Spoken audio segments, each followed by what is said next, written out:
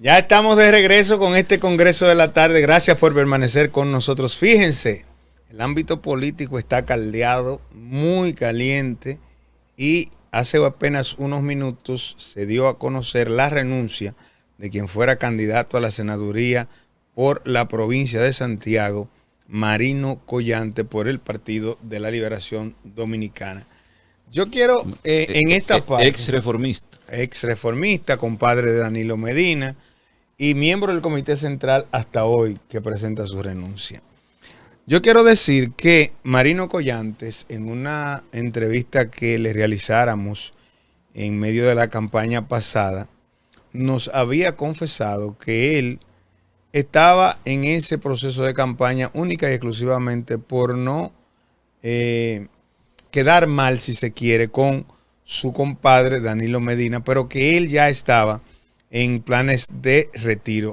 Dice la carta: por medio de la presente, me dirijo a usted para presentarle mi formal renuncia como miembro del Comité Central y como militante del Partido de la Liberación Dominicana, que usted, a partir de la fecha de esta misiva, espero que usted pueda entender mi decisión, ya que cuando decidí unirme a esa organización política y aceptar la candidatura a senador por la provincia de Santiago, lo hice con la esperanza y la confianza de recibir apoyo, el apoyo prometido, lo que no ocurrió. Bueno, ya ustedes saben lo que está diciendo. Tal incumplimiento y desgano de una gran mayoría de la estructura partidaria PLDista me ha inducido a tomar esta decisión, por lo que antes que romper los lazos de amistad que nos han unido por más de 35 años, renuncio a la membresía del PLD. Pero yo creo que antes que el apoyo que él está mencionando ahí, hay muchos puntos que analizar. Y es que Marino Collante, en cierto modo, se veía perdido en el proceso de... Fue una campaña muy torpedeada por él mismo, si se quiere. Sí, él tuvo muchas metidas de patas. El PLD en su división interna, en su proceso interno, había muchos disgustos internos. Entonces, Marino, que venía desde otra fuerza política, tal vez algún otro compañero le interesaba participar en la posición o en la candidatura a senador, y no le fue concedido por el presidente. Hay que decir que él era un senador de dedo. Un candidato a senador. Era un candidato a senador de dedo. No es hubo, el compadre mío que venga y sea el candidato. No hubo una medición para decidir que fuera eso él. Sí, él nos dijo en una entrevista que cuando a él lo llamaron, porque él no estaba en política, repito, él nos lo confesó en ese momento, que hubo una medición. Le dijeron que todas las mediciones daban como que él tenía la menor tasa de rechazo dentro de los posibles. Pero fue una medición interna, entonces, pues no salió a la luz pública. Para fines de escogencia del candidato. Como no salió a la luz pública, por eso mencioné que no hubo medición. Pero fíjate, es importante ver el contexto de la carta. Él dice que no hubo apoyo, coincidiendo con una parte del equipo PLD de Abel Martínez, que ha dicho lo mismo. No nos apoyaron, no nos respaldaron.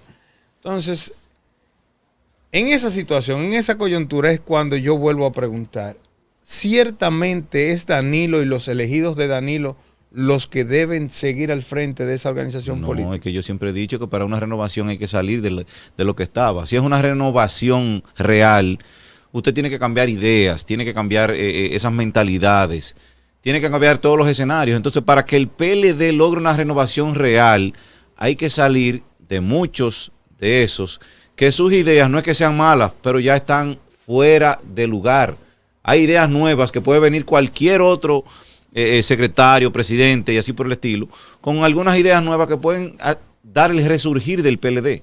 Y mira, yo no creo que sea de la mano de Danilo Medina. En la campaña, quizás lo que más resaltó del proceso pasado en el que participó Marino Collante como candidato fue aquella entrevista que le realizaran Milagros Méndez y John Vidal al candidato, en la que él respondió que él iba a perder, y lo dijo de manera inconsciente, según lo que él mismo luego aclaró, pero fue un escándalo que movió toda la opinión pública, que obligó al PLD a salir de alguna manera con una narrativa que contrarrestara el impacto que iba a tener lo que ya había expuesto el candidato. Y entonces luego viene la entrevista que yo hacía referencia, en la que él nos manifestó: miren, ya yo tenía unos negocios planificados con mis hijos en Estados Unidos, yo estaba totalmente claro de que me iba de retirada a Miami y que entonces allá iba a acompañarlos a ellos para que echaran adelante su proyecto, porque yo realmente no me siento en condiciones de continuar en la política. Todo eso nos lo dijo dentro de aquella entrevista que recuerdo hicimos en la campaña pasada. Y entonces nos decía: pero cuando esa persona que ustedes conocen me llamó, que es el presidente del partido y mi compadre, no me vi con otra salida que no fuera la obligación, la de aceptar la disposición, sobre todo por lo que te decía. Le pusieron en la mesa: mira, tú eres el candidato que tiene la mejor aceptación hacia afuera, no tienes tasa de rechazo y entendemos que tú eres el que tiene que ir a terciar en esa contienda de frente a los demás candidatos. Sí, pero tal vez en ese mismo caso, como tú mencionas, ya él tenía como que su cuerpo estaba programado para retirarse de la política. No, ya él venía entonces ya él venía diciendo físicamente, y él estaba fuera, él estaba prácticamente fuera de la política. Entonces yo no entiendo cómo hicieron una medición y decían que él estaba debía ser el candidato por su tasa de aceptación. Así es. Pero todo esto dentro de un PLD que estaba debilitado, dentro de un PLD que no encontraban un punto para resurgir. Como que era muy cuesta arriba. Para Marino Collante, que no era un candidato malo. No, pero no era un candidato malo. Pero no era el candidato que tenía esa conexión con el momento. No, o sea, cuando tú lo medías con el doctor Rivera, que fue quien salió electo, con Demóstenes Martínez, que era de la Fuerza del Pueblo, y lo colocabas a él, tú decías, por obligación, el que tiene menos conexión con la actualidad es él. ¿Por qué?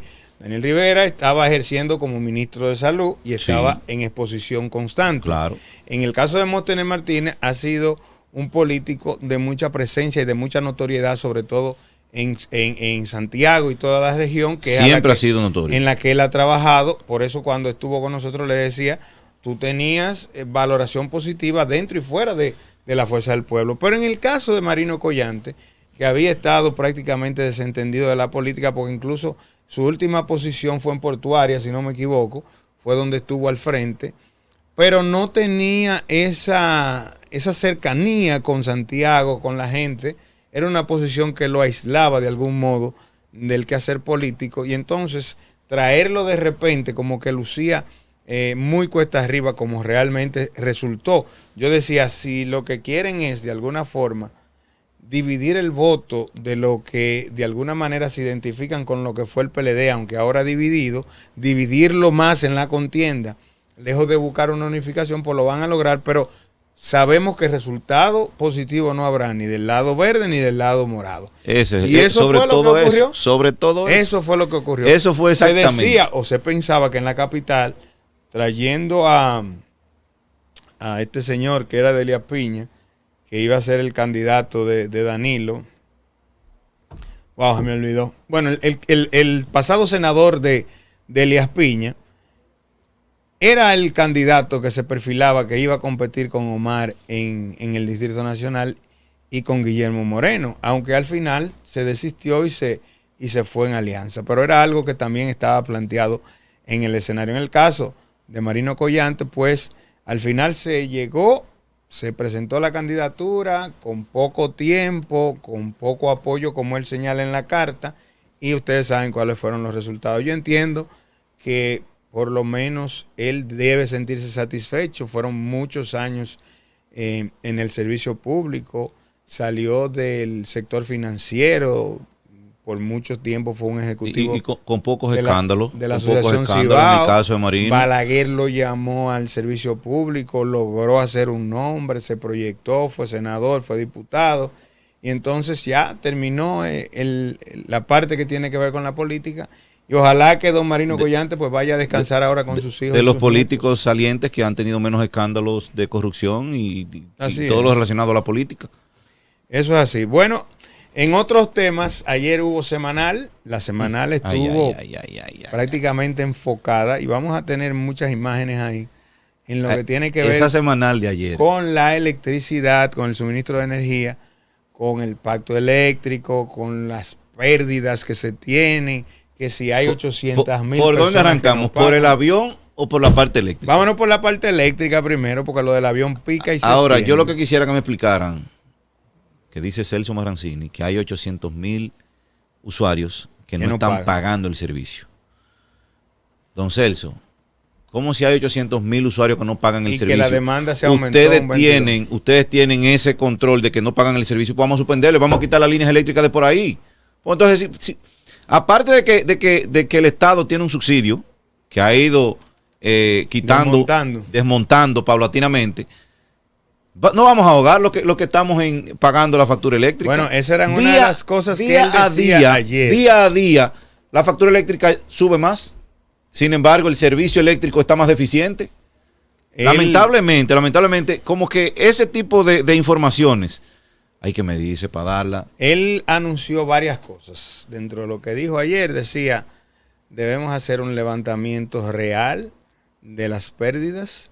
Tenemos que tomar la iniciativa, señor director, las imágenes, por favor, de la colocación de los. Pero a mí lo que me llamó más la atención fue que él hablar de 800,000 familias que no pagan el servicio. Entonces, ¿cómo tú tienes yo creo que son una más estadística de eso? No, pero espérate, porque el sistema eléctrico está ahí. Sí, pero además hay localidades. Una estadística de eso, entonces tú no tienes una presión para quitarle el servicio completamente. Pero profesor, ¿usted no ha visto que le sacan hasta perros a lo que van a hacer los cortes de energía? Pero ¿y la policía para qué está? La policía militar, ellos tienen. ¿Y el costo político? ¿Quién lo va a poner? Pero de alguna no me gagué. No, de alguna forma ya u otra. Llegamos donde yo siempre le digo a usted. Es que de alguna forma u otra. El costo político no está dispuesto a pagarlo nadie en este país. Es que el costo político es muy alto. Ayer cuando yo veía esto, yo decía, ¿tú notas al gobierno indefenso? Porque como tú dices, vayan con todo. Sí, pero vayan con todo y a costa de qué. Pero cuando aquí se hace un desalojo, en el caso de los invasores de tierra, que algunos hoy están en posiciones electivas porque logran construir comunidades alrededor suyo y el asunto es fuerte. Ahí está Edenorte, ahí ustedes ven las gráficas que se mostraron ayer, las pérdidas que se tienen, entre otras cosas. Pero decía... Pero sin embargo el PLD dice que el sector eléctrico ha decrecido 14 años atrás. O sea, que el crecimiento que habían obtenido en los últimos años se devolvieron 14 años atrás. Mira, hay muchas cosas que hay que ver con las versiones del PLD. Empezando porque el cuñado de Danilo era el que daba todos los suministros eléctricos en el país. Y tenía contratos exclusivos para traer esos suministros. Yo recuerdo que al inicio de este gobierno hubo una escasez de contadores. Porque lo traían a través de ese fulano que tenga uno de los casos grandes de corrupción, o sencillamente no había un suplidor que pudiera tener la cantidad de contadores que se necesitaba. ¿Qué pasó aquí? Bueno, aquí como en otras áreas, y lo hemos visto con el Ministerio Público, se trabajó para que el que viniera tuviera amarrado a lo que hizo el otro. Entonces, al esta gente encontrarse con todo eso, no han sabido desmontarlo y han tenido situaciones como la que estamos planteando. Lo que decía ayer con lo de los semáforos. ¿Qué vamos a hacer con lo de los semáforos legalmente? ¿Qué va a pasar con eso? ¿Y hasta dónde pudiera repetirse? Que le trataron al presidente eso ayer en la semanal. ¿Hasta dónde pudiera repetirse esa situación de los semáforos? ¿Y hasta cuándo vamos a aceptar que ese tipo de cosas se den en el país? Hay muchas cosas que están ahí abajo, otras que son por deficiencia, por incapacidad. En el caso de Celso Marrancini, de lo que está ahora mismo en el equipo, entiendo yo que es el que tiene más experiencia con este tema. Porque estuvo con Danilo, estuvo con Leonel, y sabe más o menos de lo que está tratando. Los demás que se estrenaron en esta administración, ese es otro tema. En una de las intervenciones de Marrancini mencionó, de buena forma mencionó Edenorte, como que está como dentro de los parámetros mejor parado que las otras EDES, que de sur y de este. Eso habla muy bien, hay que ver, porque la confirmación de Cueto se ha quedado como en un ambivalente. Hay un decreto con Cueto. Bueno, yo vi que había como cierta camaradería entre él y Celso Marrancini, que es quien preside el CUEP. Lo vi tratándose del primer nombre. Andrés, tú nada más te ríes. O sea, había como un trato afable. Pero sí vi. Eso quiere decir que probablemente se va a quedar ahí y que se está manejando de alguna manera en un ambiente amigable. Dentro de los parámetros, en una de las intervenciones de Maranzini mencionó a Edenorte como referencia. Hay una foto por ahí de Cueto que está con nuestro amigo Federico Reynoso en un momento en esa actividad. Vamos a ver si la tenemos por ahí, creo que sí, que está ahí. Estuvieron compartiendo ahí en la actividad. Vi a Cueto también en una de las que pasamos anteriormente. Lo cierto es que la semanal estuvo candente. Vi algunas explicaciones. Ahí está la imagen está Cueto con Federico. Cueto con Federico y la otra persona no lo identifico. No lo identifico, pero sé que es una persona ligada al sistema eléctrico en la República Dominicana. Todo esto va a haber que batirlo muy bien, porque hay que buscar soluciones reales, sostenibles, que puedan dar los resultados esperados. Si ya, tú mencionas el costo político. Si el presidente ya habló que este es su último cuatrenio, agarre las armas y vaya para la calle a cortar la luz a la gente. El que no pague la luz, córtesela. Sí, así es que tiene que hacerse. ¿Cómo tú vas a desmontar 30, 40 años de robo? ¿Cómo que te apean el Estado, compadre? ¿En República Dominicana? ¿Cómo que cómo? Oh, pero nada más tú tienes que ver que aquí hay un chequeo de la policía en esa esquina y viene uno que tiene fachada de cualquier cosa menos de gente buena y el que viene allá para acá le dice, no pase por ahí que ahí está la policía. Para que tú entiendas la complicidad en la que se vive. Si tú te metes con eso, mira, eso tiene que ser un proceso a largo plazo. Eso no se va a lograr de hoy para mañana. Bueno, ellos están planteando que probablemente en 7 años se pueda tener resultados positivos. O sea, que pero es demasiado tiempo. ¿Un desfalco al Estado eso entonces? Es un proceso que va a durar mucho. Es un desfalco al Estado. Entonces, si el presidente ya este es su último cuatrenio, que se ponga los pantalones y arranque para la calle, como dijo Ángel el otro día. Al presidente, ustedes lo están mandando a ponerse los pantalones. Bueno, al presidente del CUET. ¿Usted revaló? No, revalé no. Así? Lo que pasa es que el presidente ha sido claro. Ajá. Por ejemplo, ayer le hicieron una pregunta y él dijo, el incumbente que venga y responda. Con relación al avión. Sobre todo. El incumbente tiene un jefe. Sí. Que a propósito, ese asunto del avión, aparentemente el gobierno no se informó lo suficiente con relación a esto. Incluso lo que están diciendo las organizaciones, las agencias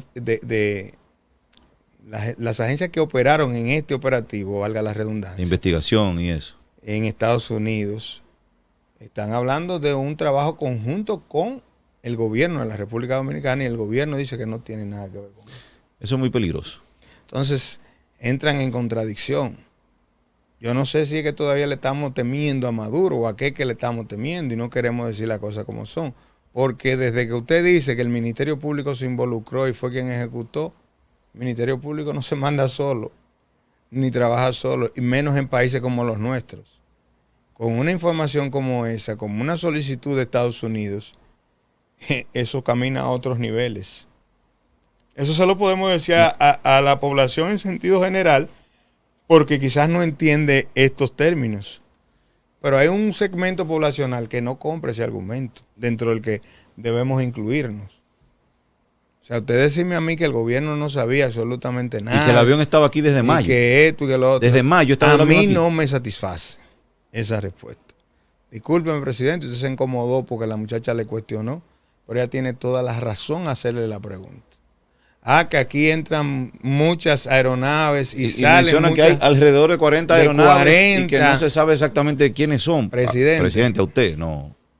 Usted tiene unos organismos ahí, usted tiene algunas instituciones como el IDAT, como Portuaria, Fuerza Aérea, entre otras instituciones que deben saber a qué vienen y qué traen. Porque yo puedo usar como excusa que vengo a dar mantenimiento y traigo un cargamento de. Le quedaba mejor, no tengo la información ahora, a decir que aquí hay 40 aviones que no se sabe de quién son. Vamos a ver lo que respondió ayer, pero vamos a hacerlo después de la pausa. Después de la pausa vamos a poner lo que dijo el ministro de Relaciones Exteriores, Roberto Álvarez. Que lo vi encarado a Roberto. Yo lo vi como tristón, como abatido. Pero vamos a hacer eso. Lo vi medio encarado. Vamos a evaluar sus declaraciones cuando regresemos de la pausa. No se mueva de ahí.